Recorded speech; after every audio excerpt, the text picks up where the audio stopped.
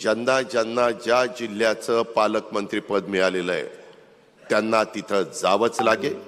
ते फक्त 1 मे, 15 ऑगस्ट, 26 जानेवारी नाही, त्या दिवशी तर जावंच लागेल।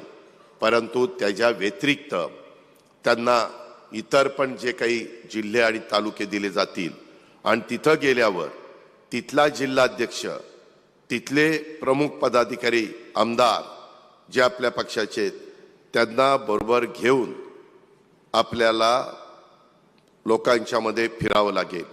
कधी कधी काही मंत्री जातात परंतु तो जिल्हाध्यक्षालाही विचारत नाही, तिथं बघत पण नाही, त्याच्याशी बोलत पण नाही।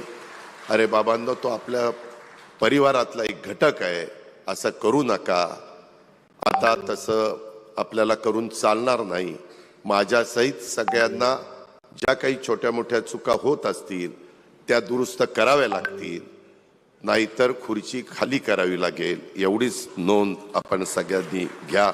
आपण म्हणजे मंत्री महोदयांनी, सगळ्यांनी नाही। त्याच्यामुळे आमदार पण जरा खुश झाले असतील, करा करा काहीतरी कमी करा। मित्रांनो,